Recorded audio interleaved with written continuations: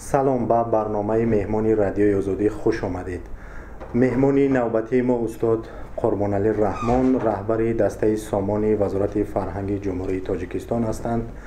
این نوبت با آن خاطر ما با مهمانی خود استاد رو دعوت کردیم که یک برنامه با نام خیمه خیام درست کردند که عبارت از اشعار عمر خیام شاعری سرشناس فارس و تاجیک است. استاد تصمیم دارند و حالا آمادگی دارند قرار است ماه آینده این برنامه رو در شمال تاجیکستان در تمام ناحیه‌های شمال تاجیکستان به بینندگان تقدیم کنند. خب استاد، هدف شما از تهیه برنامه خیمه خیام چیست و چرا محض تمرکز و انتخاب شما روی رباعی‌های عمر خیام صورت گرفته است؟ این اشعار خیام رو ما الکی در ماه اپریل همین ساله در خود شهر دوشنبه در فیلارمونی به نام استاد کشری جوریف ما 21 22 23 24 4 روز نمایش دادیم و از این بینید که بسیار خوشحالم شدیم که اینقدر عاشقان عمر خیام اینقدر زیاد بوده است که ما 4 روز نمایش کنسرتی دادیم. انا مخلصان و انا تماشابینای ولایت سوخ که با ما بسیار نامه نوشتن و بسیار از انا با تلفنی بسیار خواهش هم کردن و ما مقصد گذاشتیم که تا یک ماه با این ولایت سفر کنیم و البته بینید که نسبتاً با دیگر شاعرای کلاسیک البته این اشعار خیام بسیار پرواز دور و دراز کرد، پرواز جهانی دارد و بینید که قریب به 18 زیاد از 18 زبان جهانی اشعار خیام ترجمه شده است. کدام رباعی‌های خیام انتخاب کردین در این برنامه هنریتون؟ رباعی‌هایی هستند که خصوصیت عشقی دارند یا مثلا غم انگیز هستند، شادی هستند یا مختلف؟ بیشتر کدام نوعی رباعی را انتخاب کردین از اون 100 رباعی که متعلق به خیام دانسته بشه؟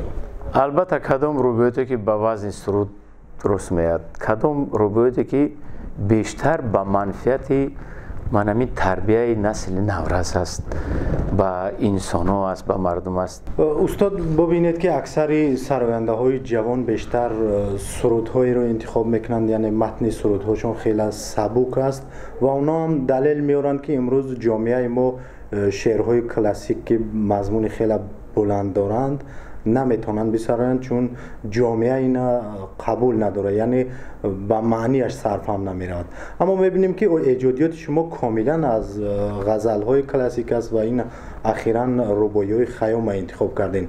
نظر شما در این باره چیست؟ آیا درست است که مثلا جامعه ما فهمی غزلهای کلاسیک رو نمیرود؟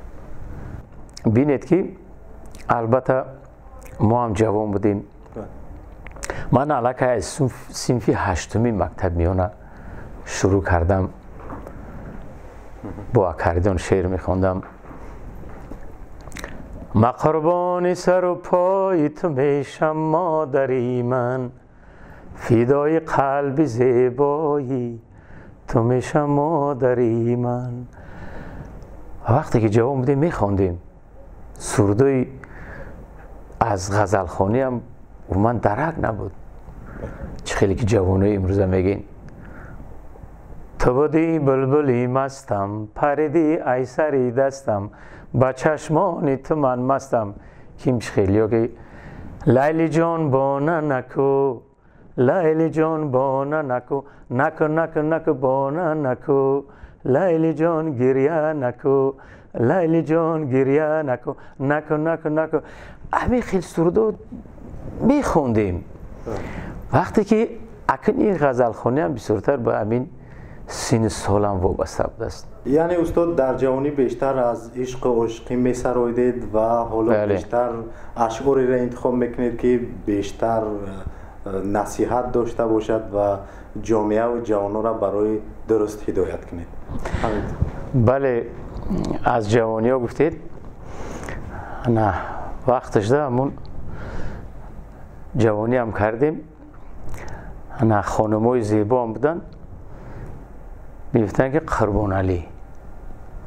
بعد چند سال بعد اومد اکای قربان علی، با چند سال گذشت تقای قربان علی.